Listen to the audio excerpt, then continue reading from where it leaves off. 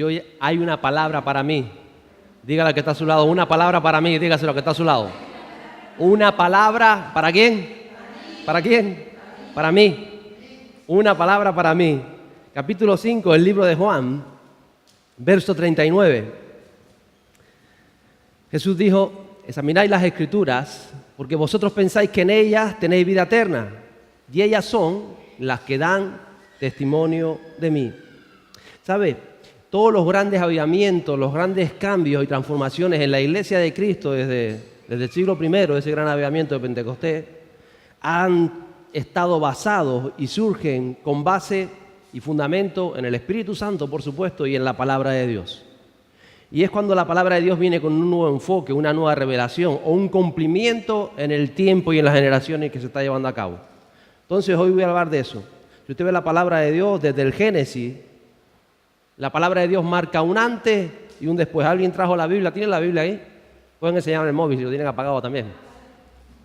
Porque está en el móvil hoy en día la Biblia, ¿verdad? Menos el pastor que lo trae la tableta a veces, pero aquí está, la palabra de Dios. Todos desde el principio, la palabra de Dios marca un antes y un después.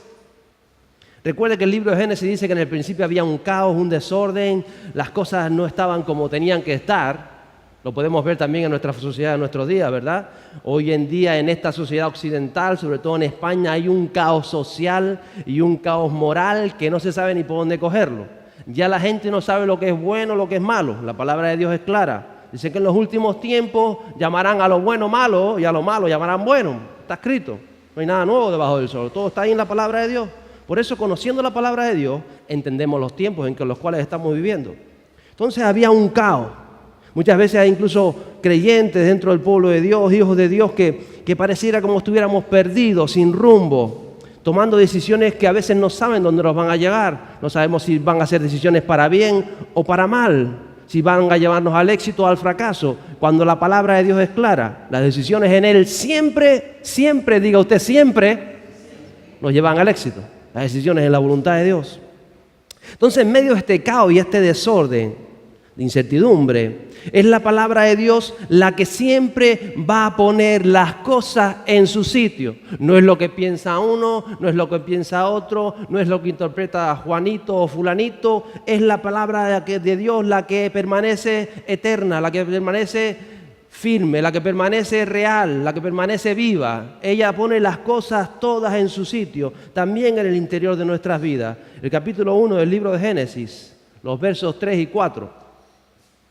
Dice, entonces dijo Dios, sea la luz. ¿Y qué hubo? Luz. Y vio Dios que la luz era buena.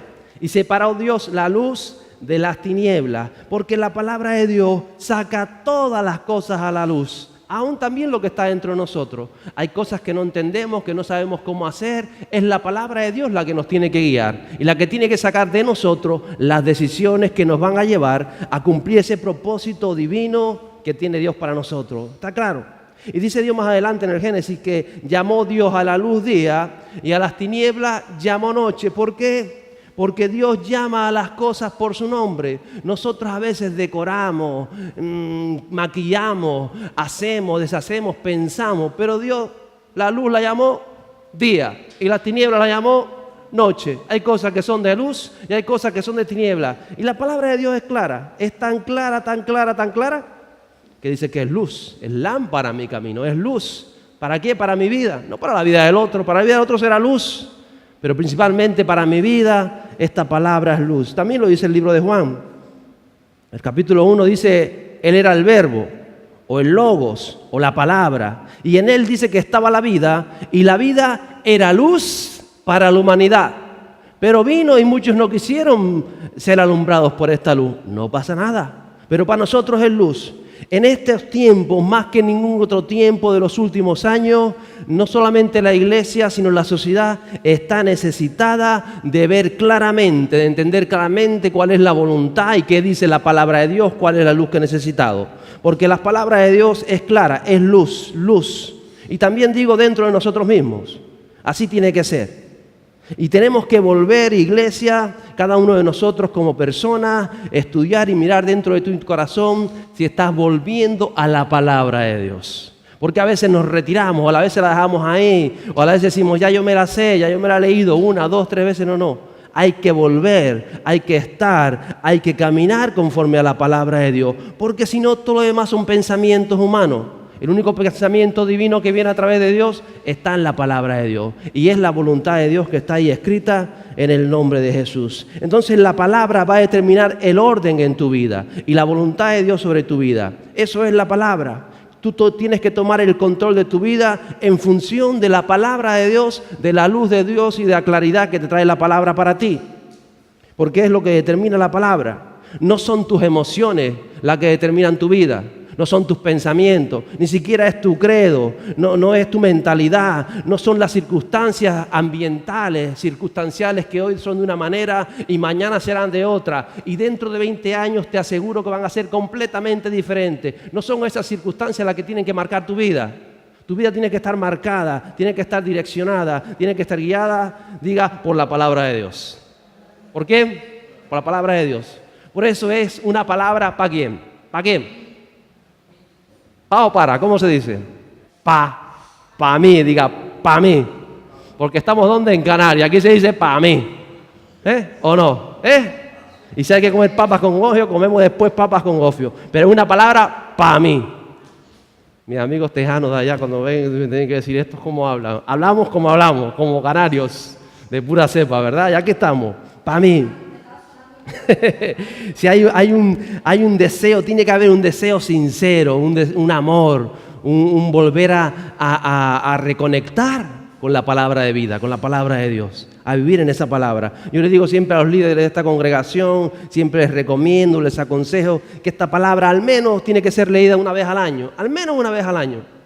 Y es algo que aprendimos mucho también en Israel. En Israel comienzan la palabra y el día que la terminan, no sé qué exactamente día del año es, creo que es en octubre, ellos hacen una fiesta y bailan con los rollos. Ellos no tienen la palabra muchas veces en libros, sino en rollos como antiguamente. Ellos abrazan los rollos y hacen una fiesta y se ponen a bailar con los rollos. A veces es un rito, es una religión, pero hay que aprender ese principio, de que al menos una vez al año cada líder, cada hombre, cada mujer de Dios debe conocer esta palabra, debe leer esta palabra. Importante, yo lo enseño mucho, siempre lo comiendo, hasta los marcadores los he preparado para que una vez al año podamos comer, masticar, meditar, escudriñar, como dijo Jesús, su palabra. Qué importante es esto, porque eso te va a decir, le vas a decir incluso, le vas a demostrar a Dios que tienes un deseo de verdad de que la palabra te guíe. Eso es, escudriñala. Entonces tenemos que amar esa palabra, los deseos de Dios, la palabra para mí. ¿Sabe? Hay quien ve en la palabra o en la Biblia un manual de normas y cosas que Dios prohíbe o que a Dios le gusta y que las hacemos pues para que Dios esté contento. Dios está contento en el trono de Dios. Eres puro gozo. Dios no va a estar más contento porque tú hagas o no hagas. A veces pensamos nosotros como humanos, lo miramos dentro de nuestro corazón así. Entonces hay gente que dice, la Biblia es un libro que prohíbe tantas cosas nada más que para fastidiarnos. Y si no, para castigarnos, porque si lo hago, me castiga Dios. Eso no es así. Eso lo piensan la mentalidad religiosa, la que ve en la palabra una religión, un conjunto de normas y de normas que hay que hacer o deshacer para que Dios en el trono... Pero está en nuestra mente. Eso no lo enseñó Jesús. Eso no dice Jesús. La palabra dada por Dios es el camino que produce en nuestras vidas que todos los propósitos buenos de Dios para tu vida, porque Dios te hizo con propósitos maravillosos, es más, son unos propósitos eternos que hizo antes de que tú nacieras. Si yo te dijera que esos propósitos de Dios para ti, Dios los ideó, por decirlo de alguna manera, antes de que fundara el mundo, piensa en esto. Antes de que se fundara el mundo, ya Dios te conocía. Hace no sé cuántos miles de años ya Dios había pensado en ti y había puesto sobre ti un propósito maravilloso. Y Él pensó para que las personas, para que mis hijos alcancen los propósitos maravillosos que tengo en su caminar en la tierra. Y después, para eso ya voy a preparar una palabra que si siguen, esos propósitos se van a dar. ¿Entienden lo que estoy diciendo? Entonces te tienen que llevar la palabra, si tú la cumples, si tú la obedeces, si tú la amas, si tú la entiendes, si se te revela tu vida, te va a llevar a unos propósitos diseñados en la eternidad para ti. Algo que en nuestra mente, si ponemos a pensar, no se nos va, nos volvemos locos, así que no piense tanto. Simplemente obedezca, simplemente ámela. Es algo tan extraordinario que al ignorarlo, al no entenderlo, vivimos nuestras vidas muchas veces como las estamos viviendo, sin darle la importancia que tiene la palabra de Dios en mi vida personal y en mi vida diaria. Es la palabra la que nos rige. Y le voy a hacer una ilustración para que usted lo entienda. Para que usted vea que esto no es un libro de normas, que si cumplimos bien y si no cumplimos, no. Imagínese que usted es alérgico a la lactosa. La lactosa es una especie de azúcar que hay en la leche normalmente. Imagínese que usted fuera alérgico y su papá lo sabe, que usted es alérgico a la lactosa.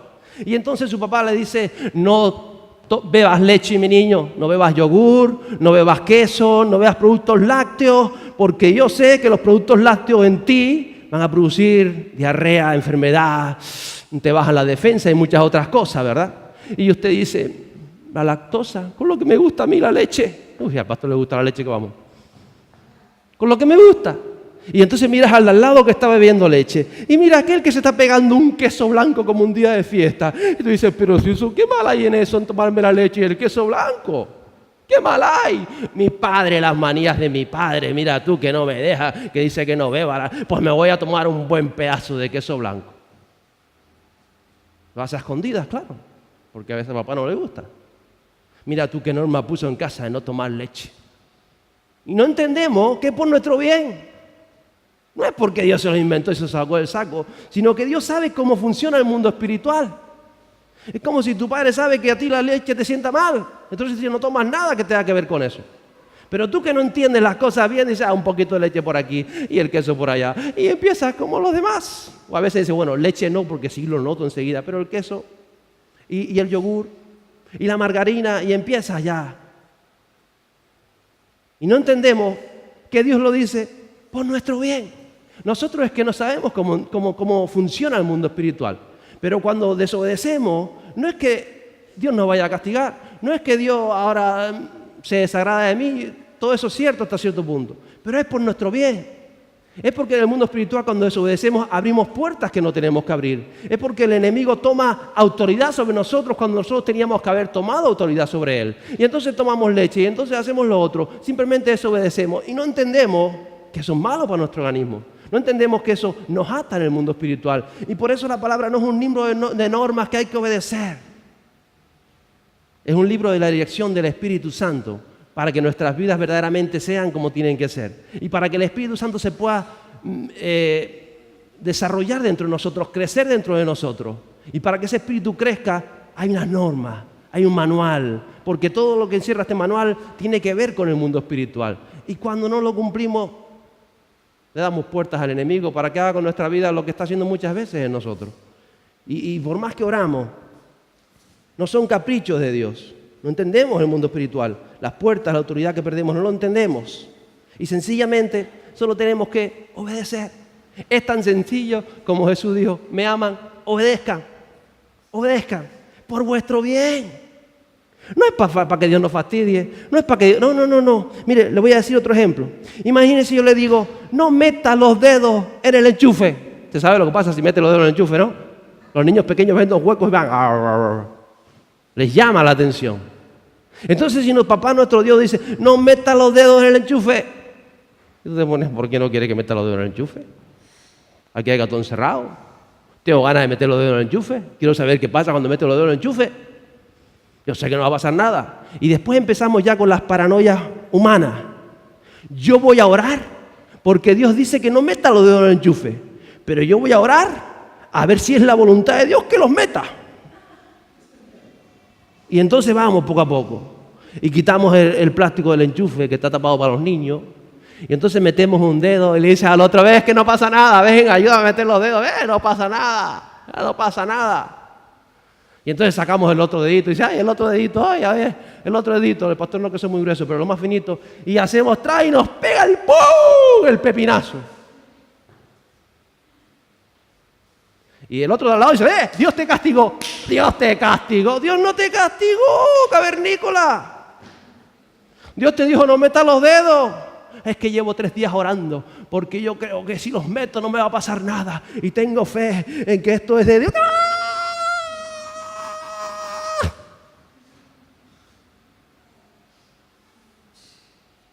¿Lo entiende así? ¿Lo entiende así? Así es la palabra de Dios. Y el que está al lado diciendo, Dios te castigó, mentira. Dios no te castigó.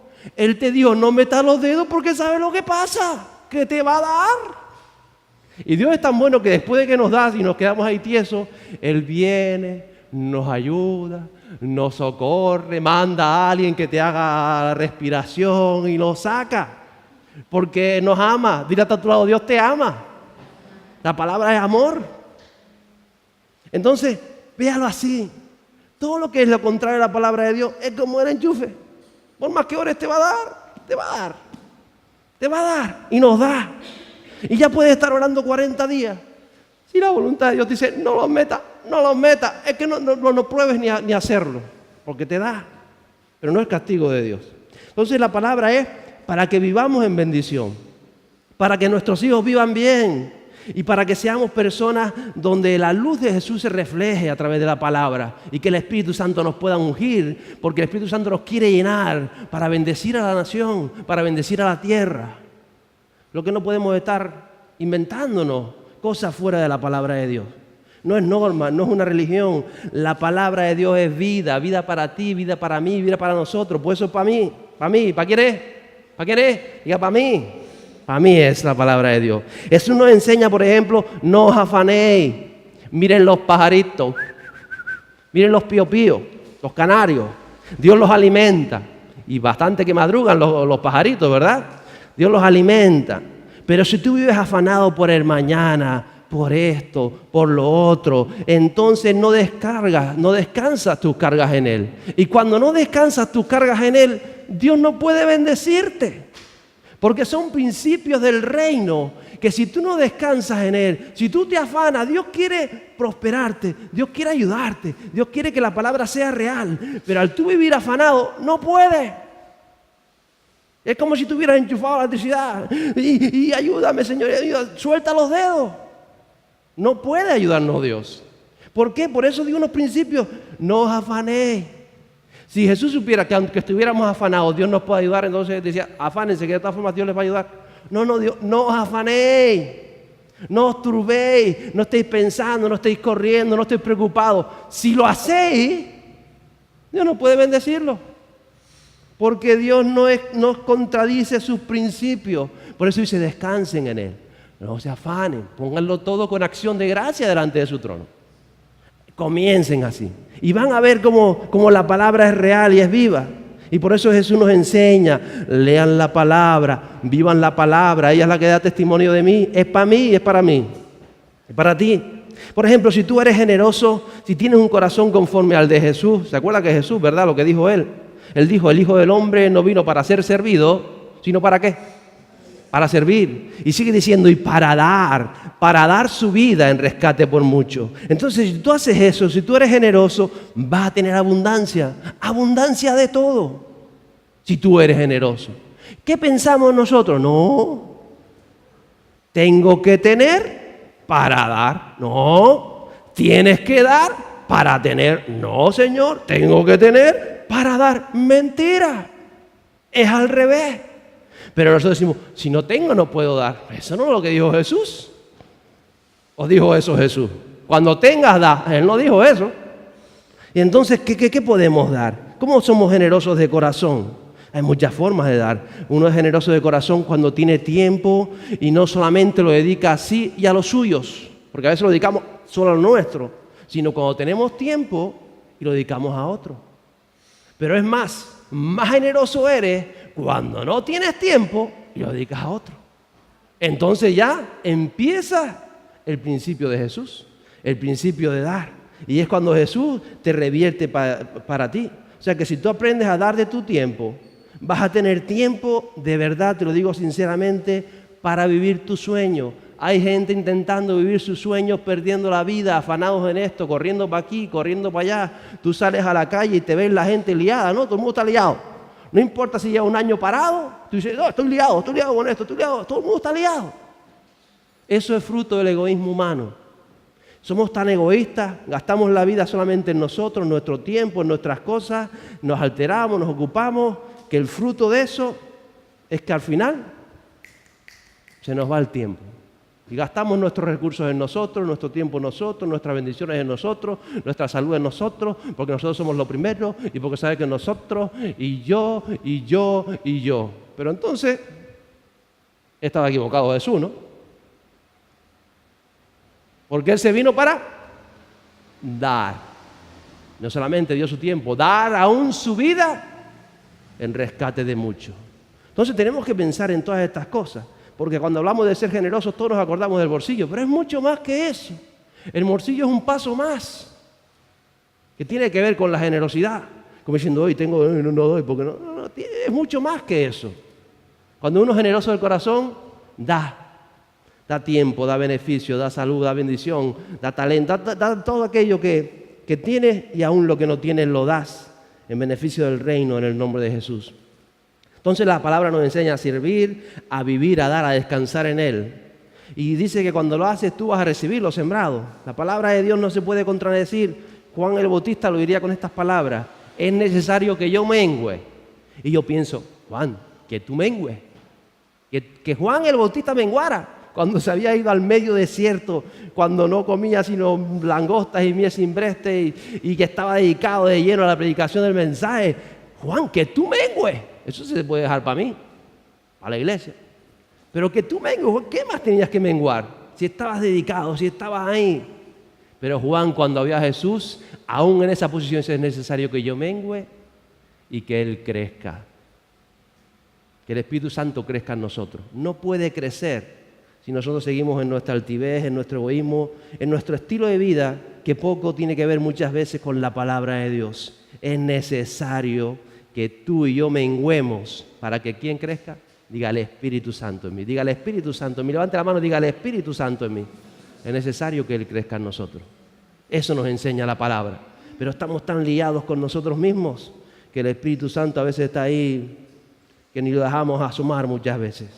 Entonces hay que conocer su palabra, hay que vivirla. El Espíritu Santo te va a abrir el entendimiento, la revelación, porque Dios siempre quiere revelarse a nosotros. Él se quiere revelar. Y tienes que comenzar a ver su palabra, no con religiosidad, no para cumplir, no para decir, a veces yo conozco a personas, lo conozco por el Facebook, aunque ya poco entro a Facebook ya, pero que abren la palabra de Dios y ven esto es para mi suegra, esto es para mi suegra, sí, y lo pone en el Facebook, y se lo pone, y la etiqueta a mi suegra para que vea que es para ella. No. Hay quien abre la palabra para prejuicio, para prejuzgar a los demás. Para eso no es la palabra.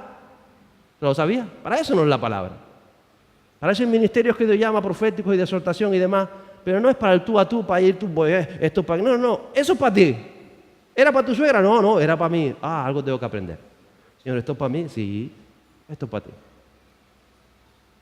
Para que no estés pensando en los prejuicios y en tantas cosas. Para que no estés pensando en lo religioso. Porque la palabra es para nosotros. Dice la Biblia que es como un espejo, ¿verdad? Es como un espejo donde nos podemos revelar. Nos revelamos quiénes somos por dentro. Para eso es la palabra de Dios. Es siempre para mí. La palabra es para mí. En 2 de Timoteo, capítulo 3, verso 16 y 17 dice: toda escritura es inspirada por Dios y útil para enseñar, para reprender, para corregir, para instruir en justicia, a fin de que el hombre de Dios sea perfecto, equipado para toda buena obra. Para eso es la palabra de Dios. Para que te mires en ella, para que aprendamos cuál es la voluntad de Dios para tu vida en ella. Para eso es. ¿Cuál es la voluntad de Dios para mí? No estés pensando en los demás. No estés pensando, mira, los criticones, aquella es una criticona. No, olvídate de eso. Es para ti. Porque si empezamos a mirar a los criticones y a los otros y a los otros, al final el dedo, como decía, creo que es Moreiva, la esposa de Tomás Santa Marta, tú apuntas con uno para adelante y ¿cuántos hay apuntando para ti? 3, ¿no, verdad? No vayas a la palabra de Dios con prejuicio. Vete diciendo, Señor, esto es para mí, y seguramente el Espíritu Santo te va a revelar algo en tu vida que Él quiere transformar, que Él quiere cambiar, que Él quiere moldear. Es importante entender estas cosas. Entonces Jesús se lo dejó claro: escudriñar las Escrituras, ellas dan testimonio de mí. ¿Sabe a quién se lo dijo Jesús? A personas que se leían la palabra todos los días. Estaba allí y se lo dijo. escudriñad las Escrituras, ellas dan testimonio de mí. Entonces, en la palabra de Dios tenemos que encontrar el mensaje de Jesús. El Jesús que hay detrás, el Espíritu que se mueve detrás. Para eso es la palabra, para tener el testimonio de Jesús. No para tus gustos, no para tus justificaciones, no para nuestras historias personales, no. Para encontrar el mensaje de Jesús detrás y a ver cómo aplico ese mensaje a mi vida o en qué ese mensaje me está edificando a mí. Para eso es la palabra de Dios. Y Jesús comenzó su ministerio en Nazaret con estas palabras. Él entró en la sinagoga, tomó el rollo del profeta Isaías, porque antes se escribían rollos, y leyó: el Espíritu del Señor está sobre mí. Me ha ungido para anunciar el Evangelio a los pobres. Me ha enviado a proclamar libertad a los cautivos y vista a los ciegos, a poner en libertad a los oprimidos y a proclamar el año favorable del Señor. Y dice que él lea esa escritura de Isaías, cierra el rollo y se sienta. Y todo el mundo estaba mirando, no va a decir nada, no va a decir nada, no va a decir nada, no va a decir nada. Jesús siempre tiene algo que decir, si tú estás pendiente a escucharlo. La cosa que queremos decir, a lo mejor salta uno de verdad, porque Isaías, no, olvídate de ti. ¿Qué quiere decir Dios? ¿A dónde nos quiere llevar Dios? Dice que él se sentó y dijo: hoy se ha cumplido esta palabra. Porque todo empieza en la palabra. Por eso te digo, iglesia, vuelve a la palabra. A la palabra. Tu vida personal tiene que ser regida por la palabra. Muchas cosas se están dando en la sociedad. A veces me da hasta asco encender la televisión ya porque ni las noticias. Muchas cosas se están dando en la sociedad. Hay tantas tendencias, hay tanto, dice la palabra de Dios, que en los últimos tiempos hasta de los escogidos, si no se acortan, caen. Por tanto como se está viendo. Entonces tienes que ser consciente que está todo escrito. La cuestión es, eso a escala social, pero en mi vida, ¿qué estoy haciendo con mi vida? Mi vida se está alineando a la voluntad de Dios. La decisión que tomo hoy, ¿me acerca al trono de la gracia o me aleja?